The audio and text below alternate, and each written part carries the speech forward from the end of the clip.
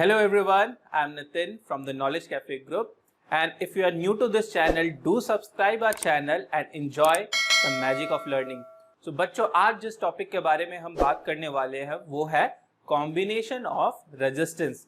तो इसमें हमें क्या क्या पढ़ना है? इसे हमें पढ़ना है types of combinations, then how they look, then what we have to study, we have to see some basic concepts, we have to see some basic concept regarding current and potential with respect to these combination, and today we will be just looking at the formula of the equivalent resistance of these circuits. So let's start with that topic.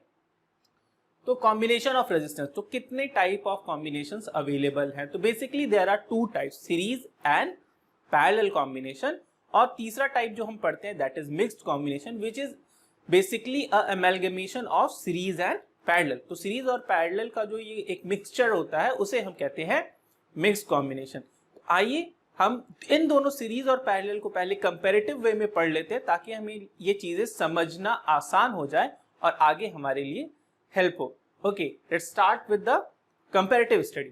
पहला question हमारा कहता है how does it look, how does it look. तो let's draw these diagram.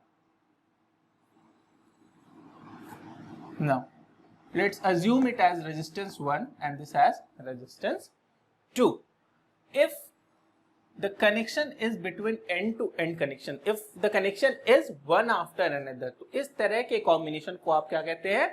Series combination। और हम इसे ultimately क्या कर देते हैं? हम इसे बैटरी से कनेक्ट कर देते हैं। तो ये हमारा इस तरह का जो combination होता है ये कहलाता है series combination। अच्छा, अब parallel combination क्या होता है? If there are two fixed point, if there are two fixed point and the resistances are connected between these two fixed point, ये इनका starting और ending points जो है वो common अगर हो तो इस तरह के combination को हम क्या कहते हैं बच्चों? इस तरह के combination को हम कहते हैं parallel combination। तो इस तरह का combination आपका कहलाता है parallel combination, और इस तरह का जो combination है ये कहलाएगा series combination। Now some basic concepts regarding current and potential। तो देख लेते हैं इनमें सीरीज कनेक्शन में करंट कैसा रहता है और पोटेंशियल कैसा रहता है। ओके, तो करंट यहाँ पे क्या होता है? जब आपका सीरीज कॉम्बिनेशन होता है तो करंट जो रहता है वो through out the circuit same रहता है, तो it remains same through out the circuit, and potential it gets divided near each end। तो ये इस सर्किट की खासियत है कि सीरीज जब कॉम्बिनेशन रहेगा तो करंट जो रहेगा through out the circuit same रहेगा, बट पोटेंशियल जो है वो क्या हो जाएगा? इंडिविजुअल रेजिस्टेंसेस पे जाकर डिवाइड हो जाएगा। अब देख लेते हैं पैरेलल में क्या होता है। तो पैरेलल में जस्ट इसका अपोजिट आपको देखने को मिलता है, और पैरेलल में क्या होता है? Current gets divided. Okay, current क्या हो जाती है? करंट डिवाइड हो जाती है, और पोटेंशियल जो रहता है वो सेम रहता है। Okay, it remain same. तो यहां पर आपका जो पोटेंशियल रहेगा वो दोनों ही लेग्स में या दोनों ही रेजिस्टेंस के अक्रॉस सेम रहेगा, बट जो करंट रहेगी वो दोनों इंडिविजुअल रेजिस्टेंसेस वाले पाथ में जाकर डिवाइड हो जाएगी। अच्छा, ये तो बहुत बेसिक बात हो गई। अब एक डाउट उठता है या एक क्वेश्चन मन में आता है कि ऐसा क्यों हो रहा है। तो इस डाउट को क्लियर करते हैं और लेट्स स्टार्ट कि ये करंट सीरीज में सेम है और पैरेलल में अलग क्यों है।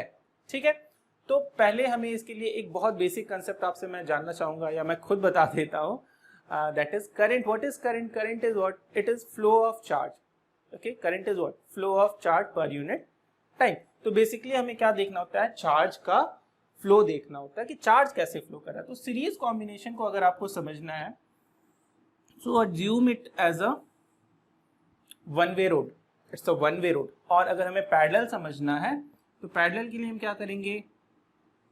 Will have a two way road. हमारे पास टू वे रोड होगी।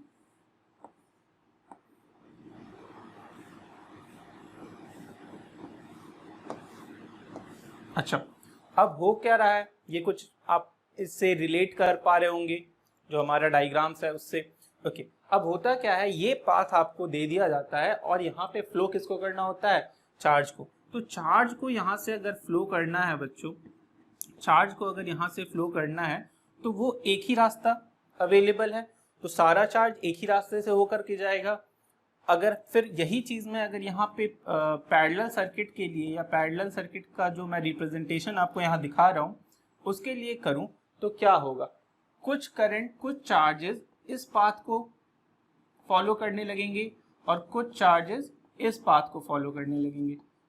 ठीक है, तो इस तरह से, क्योंकि what is current, current is basically flow of charge. तो चार्जेस अगर इधर उधर मूव कर गए, जैसा यहाँ दिख रहा है, it get divided into two different path, तो यहाँ पे करंट क्या हो जाता है, पैरेलल में डिवाइड हो जाता है।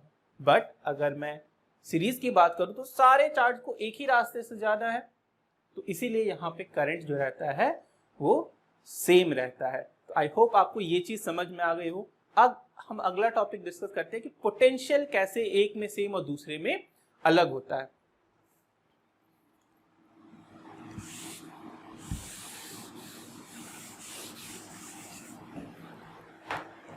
तो पोटेंशियल के लिए आपको समझना पड़ेगा कि पोटेंशियल का बेसिक फॉर्मूला क्या था। तो पोटेंशियल अगर मैं आपको याद दिलाऊं तो it is what, work done divided by charge. तो पर यूनिट आपको कितना वर्क डन करना पड़ा, दैट इज कॉल्ड पोटेंशियल। और अगर आपको वर्क डन याद हो थोड़ा बहुत कि वर्क डन क्या होता था, तो work done was force into displacement, force into displacement. अब फोर्स कैसा है, बैटरी यहाँ पे एक इलेक्ट्रोस्टैटिक फोर्स डेवलप कर रही है, वो यहाँ फोर्स अप्लाई कर रही है, चीजें मूव कर रही हैं, चार्जेस मूव कर रहे हैं, तो फोर्स जो है जो यहाँ पे लग रहा है वो सेम रहेगा। अब फैक्टर कौन सा पिक्चर में आ जाता है, डिस्प्लेसमेंट। फैक्टर कौन सा पिक्चर में आ जाता है, डिस्प्लेसमेंट। कि डिस्प्लेसमेंट कितना हो रहा है, या डिस्प्लेसमेंट पे ही वर्क डन या आपका पोटेंशियल डिपेंड करेगा। तो आइए अब यहाँ पे देख लेते हैं, अगर यहाँ पर आपको दो रेजिस्टेंस जैसा हमने यहाँ पे बनाया है R1 एंड R2, तो एक कोई चार्ज है उसे यहाँ से मूव कराकर यहाँ तक लाने में जो वर्क डन करना पड़ा, दैट इज इट्स पोटेंशियल। और हम अज्यूम कर लेते हैं कि यहाँ से लेकर यहाँ तक जो इसने डिस्टेंस ट्रेवल किया या जो डिस्प्लेसमेंट था वो था d, यानी ये चार्ज यहाँ से यहाँ तक गया, यानी it has move from point A to point B. हम यहाँ पे मार्क कर लेते हैं पॉइंट ए पॉइंट बी। तो ए से बी तक जाने में इसने डिस्टेंस कितना ट्रैवल किया, d, तो इसका पोटेंशियल कितना था, v। अब अगर मैं कहूँ कि यहाँ पे एक अलग नया पॉइंट है c, तो ऑब्वियसली ये जो c होगा इसका डिस्टेंस जो ट्रैवल करेगा चार्ज वो ऑब्वियसली टोटल डिस्टेंस से कम होगा, तो let's assume it as d1। और अगर हम इसकी बात करें तो ये होगा कोई दूसरा डिस्टेंस d2। अभी मैंने आपको बताया कि पोटेंशियल अल्टीमेटली डिपेंड कर किस पे कर रहा है, डिस्प्लेसमेंट पे। तो क्योंकि यहाँ डिस्प्लेसमेंट अलग अलग है तो पोटेंशियल जो होगा वो v1 और v2 में डिवाइड हो जाएगा। आपको बात समझ में आ रही है? अगर इसमें थोड़ा कंफ्यूजन है तो let's move to the parallel combination और वहां आपको चीजें और ज्यादा क्लियर हो जाएंगी। अच्छा, अब पैरेलल कॉम्बिनेशन में हमने क्या किया, हमने फिर से दो पॉइंट लिए ए बी और ये हमने अपना कनेक्शन वहां स्टैब्लिश कर दिया। ओके, अब फिर से क्या देखना है हमें कि ए से लेकर बी तक चार्ज को मूव कराने में कितना वर्क डन लग रहा है। तो ऑब्वियसली जब यहाँ चार्ज की बात करें तो चार्ज डिवाइड हो जाएगा, चार्ज यहाँ पे क्या डिवाइड हो जाएगा। तो यहाँ पे चार्ज पे डिपेंडेंसी जो है उतनी रहेगी नहीं। हमें किस पे देखना है, हमें देखना है कि डिस्प्लेसमेंट कितना हो रहा है।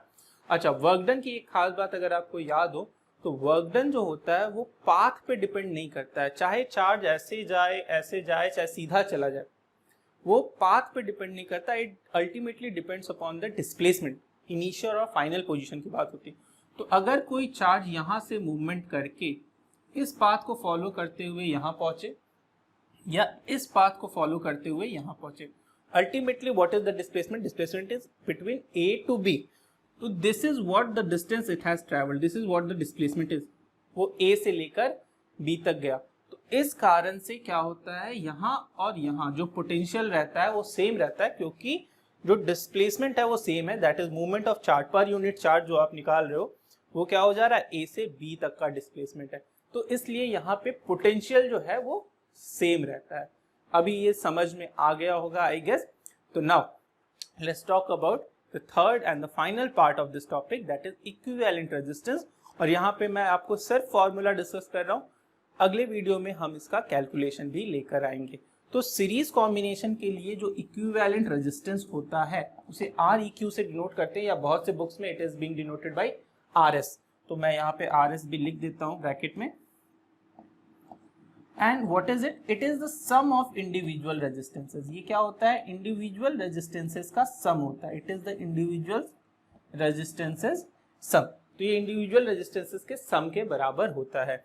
और पैरेलल कॉम्बिनेशन को क्या होता है, parallel combination is denoted by 1/rp, और ये इंडिविजुअल रेजिस्टेंसेस के रेसिप्रोकल के सम के बराबर होता है।